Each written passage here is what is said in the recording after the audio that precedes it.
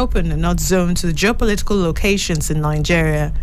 Ndume also said he's waiting on his party, the ruling All Progressives Congress, to make a decision on the leadership of the incoming Senate and House of Representatives.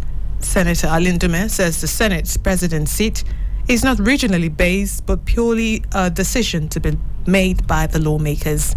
The APC won a majority of the legislative seats during the elections with over 55 Senate seats out of 109 and over 160 out of 360 House of Representative seats. The police in Rivers State have freed the 3 lawyers who were preparing to file petitions for the All Progressives Congress, APC, in the state.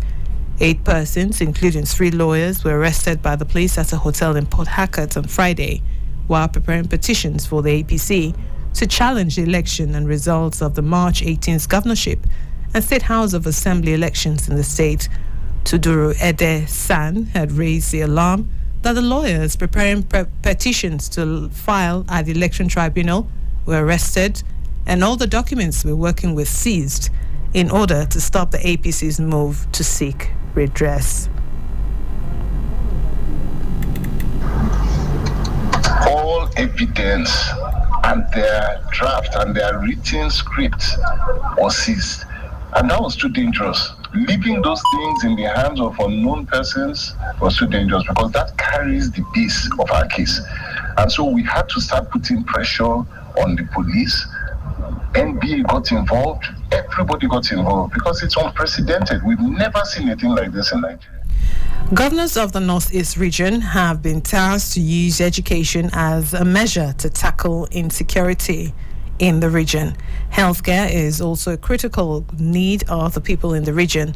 This came as the people of Borno State set an agenda for the Zulum-led government. So much to do on security.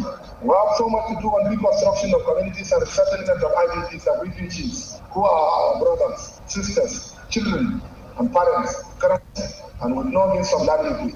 We shall, inshallah, ensure that Borno is more secure than ever before.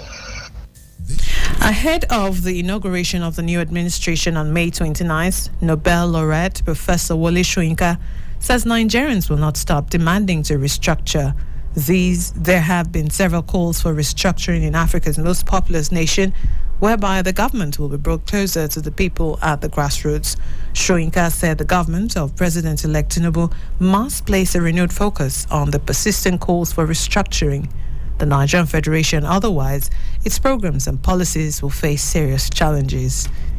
And on the foreign scene, the United Nations Human Rights Office says it's still extremely worried about the impact of the UK's government's plans to send some migrants to Rwanda if they arrive in the UK through illegal routes.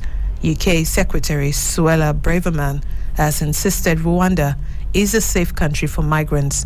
She said Sunday that she believes Rwandan policy will have a significant deterrent effect, so people will stop making the journey across the channel to the UK. But the UN Human Rights Office said assessments done by the UN Refugee Agency shows that asylum system in Rwanda is not robust enough.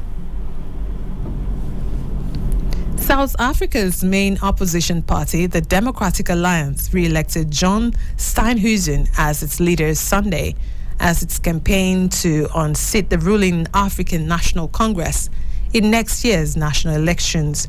Mr. Steenhuisen garnered 83% of the votes to beat his opponent, former Johannesburg Executive Mayor Mfo Falatse, who only obtained 17%. He'll lead the party for the next 3 years.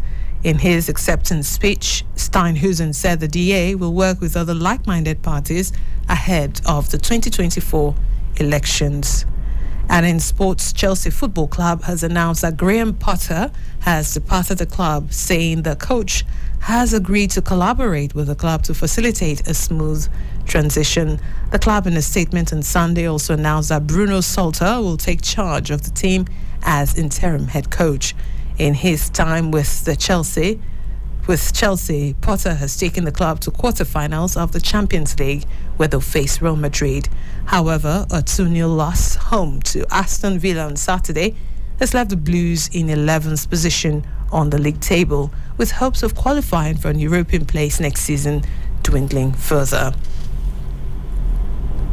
Lionel Messi's name was met by whistles from some Paris Saint-Germain fans before they fell to a seventh defeat of 2023 at home to Lyon. The Argentine, linked to Barcelona when his contract expires this summer, has seen 2 Champions League last 16 exits in his 2 seasons at the club. Whistles could be heard as his name was announced beforehand, although some fans chanted his name in support. Lyon forward Bradley Barcola scored the only goal as PSG were put off. And that's the news at noon, as compiled and edited by Lawrence Umoite. You can follow us on www.citizenfm.ng or any of our social media platforms on Facebook, Instagram, and Twitter. I'm Raya Motosho. Thanks for listening. Good afternoon.